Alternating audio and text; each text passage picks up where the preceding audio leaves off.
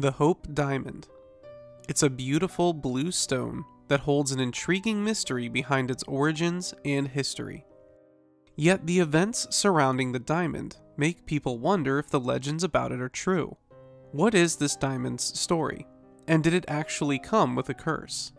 Discover the secrets about this gem in tonight's episode of the Faith and Mystery Files.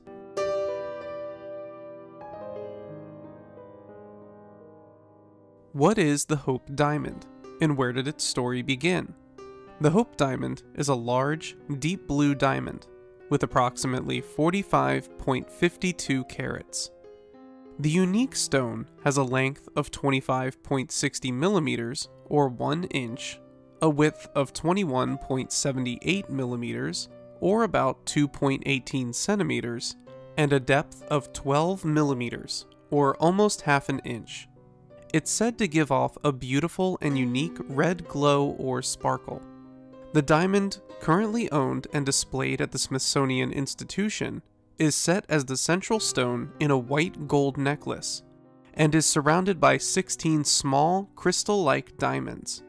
The necklace itself is made up of an additional 45 clear sparkling diamonds. The entire jewelry piece is estimated to be worth about $350 million. The history behind the Hope Diamond begins with its discovery in the Golconda area in India. It's believed that the diamond was specifically found in the Kolar mine during the 17th century. At the time, the diamond had about 112 carats. French merchant and traveler Jean-Baptiste Tavernier bought the diamond around 1642. He brought it to France and called it the Tavernier Blue. In 1668, Tavernier sold the blue diamond to the French king Louis XIV with other large and small diamonds he presented. Because of the amazing blue hue, the diamond soon became known as the Blue Diamond of the Crown.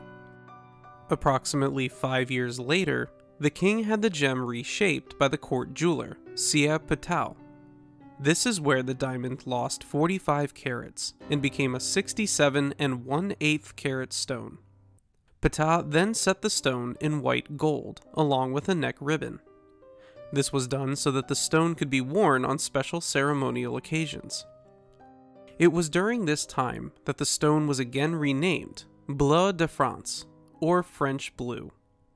Around the year 1749, the French blue was passed down to King Louis XV. He decided to have the stone set in a piece of ceremonial jewelry for the Order of the Fleece, which was a Catholic knighthood order in Europe at the time. This time, jeweler André Jacquemin was tasked with the creation. Towards the beginning of the French Revolution, over 41 years later in 1791, Louis XVI and his wife Marie Antoinette tried to flee France with the jewel. However, they were captured, and the diamond was turned over to the French government. Almost a year later, in September of 1792, the French blue was stolen. For about 20 years, the diamond remained stolen. The thieves were never captured. Yet in 1812, a jeweler by the name of John Francillon was shown the stone. It was in 1812 when a London merchant, Daniel Eliasson, made an appointment to talk with John Francillon about a gemstone he had. Eliasson was looking to sell a large blue diamond. However, it was never revealed how he acquired it. John Francillon decided to make a sketch of the diamond to show others who might be interested. Yet the diamond was sold elsewhere, and it was never revealed as to whom Eliasson sold it. But it's important to note that the carat size of the diamond Francillon saw was 45.52 carats. This means that the diamond had lost another 22 carats. The French blue remained out of public records for about 27 years after the encounter with Eliasson. Nevertheless, in 1839, a man by the name of Henry Philip Hope bought the diamond and had it catalogued with his estate possessions. It did not mention how he acquired the diamond, but the gemstone was soon given a new name, the Hope Diamond. After Henry Philip Hope passed away, he left the diamond to his nephew, Henry Thomas Hope. The diamond continued to be passed down through each generation until 1901. In 1901, Lord Francis Hope requested permission from his sisters in the Court of Chancery to sell the gem in hopes of paying off debts the family had acquired. He was granted permission and soon after sold it to the company Joseph Frankels and Sons in New York City. The company then turned and sold the diamond to Salim Habib, a Turkish diamond collector and wealthy merchant. Later that same year, Habib put the jewel up for auction in Paris. The gem was bought by C.H. Rosenau, who made a profit by selling it in 1909 to the famous Pierre Cartier of the Cartier Jewelry Boutique. A year later, in 1910, Mrs. Evelyn Walsh McLean, an American socialite and mining heiress, visited Cartier's jewelry shop in Paris and was shown the Hope diamond. She thought the gem was beautiful. However, she didn't like the setting, so she left without purchasing the diamond. But Pierre had an idea. He decided to reset the stone. He then went to Washington, D.C., where Mrs. McLean lived, and let her borrow it for the weekend. Pierre's plan had worked. Evelyn ended up purchasing the piece in 1911. She did, however, request that it be placed in a circlet or a small crown. Then, after a few years, she requested that it be made into a pendant for a diamond necklace, which is how the Hope diamond is set today, according to her requests. When Mrs. McLean passed away in 1947, her entire collection of jewelry was purchased by Harry Winston of Harry Winston Incorporated, a luxury jewelry company. The Hope diamond necklace was then moved to New York and was regularly sent out for charitable events and social exhibitions. 10 years later, on November 10th, 1958, the Hope diamond was officially donated to the Smithsonian Institution. This sparked even more interest into the history of this unique gemstone. Since 1962, the Hope diamond has traveled out of the Smithsonian about 4 times, with the last trip being in 1996 for a professional cleaning and restoration at the Harry Winston Incorporated. Now that we know the history behind the Hope diamond, what is the mystery? Is the diamond actually cursed? To answer this, we need to take a look at all the individuals who took part or owned the Hope diamond. Jean-Baptiste Tavernier. When Jean-Baptiste Tavernier first bought the diamond, it wasn't really known where exactly the diamond came from. It could have come from the local mine, and then was bought from a vendor. Yet, there are those who say that the gem was stolen off a Hindu statue or idol by thieves, and then sold to Tavernier. It's even suggested that Tavernier himself stole the diamond.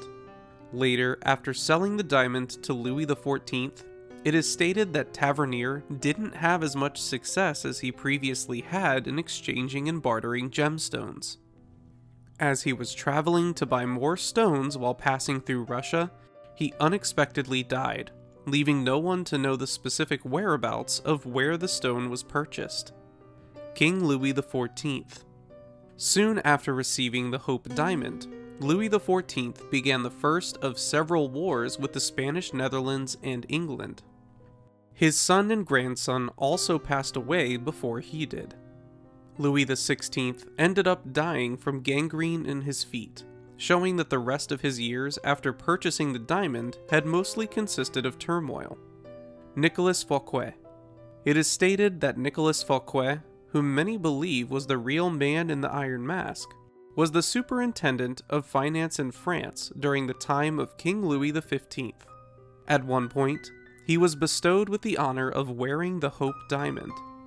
However, soon after, it was reported that Fouquet had been involved in embezzlement.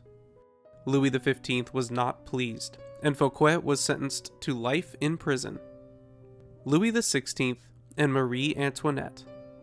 Both Louis XVI and Marie Antoinette faced political unrest during almost their entire time of reign. It is said that Louis XVI wore the Hope diamond semi-regularly as part of his uniform. They also brought the diamond with them as they were trying to flee France. However, they ultimately were caught and faced a grueling trial and fate. Marie-Louise, Princess de Lamballe. Marie-Louise was a close friend of Marie Antoinette. She was, too, given an opportunity to wear the Hope diamond a few times. Yet she met the same fate as Louis XVI and Marie Antoinette. Wilhelm Fals. Some state that Wilhelm Fals was a Dutch jeweler that cut down the Hope diamond by 22 carats. Several have claimed that after cutting the diamond, his son stole the gemstone and later killed himself. It's said that Wilhelm died of grief for his son. Daniel Eliasson. Shortly after showing John Francillon the diamond, there are some that say he was found dead. It was later determined that he had killed himself, adding to the mystery of why he was so eager to sell the gem. Henry Philip Hope. After acquiring the diamond in 1839, Henry Philip Hope died later that same year. As the diamond was passed down, the family seemed to become more and more financially unstable, until finally Lord Francis Hope had to sell the diamond to pay off several of the debts. Mrs. Evelyn Walsh McLean. There are several unfortunate events that happened in the life of Mrs. Evelyn McLean.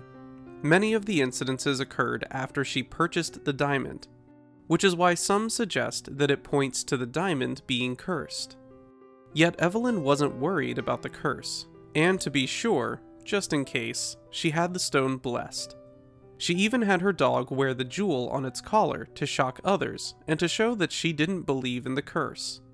However, the things that happened to her after purchasing the diamond included facing financial hardships, a time in which she and her husband were addicted to drugs and alcohol, divorce, her husband developing psychological issues, and facing devastating news that 2 of her children died at young ages.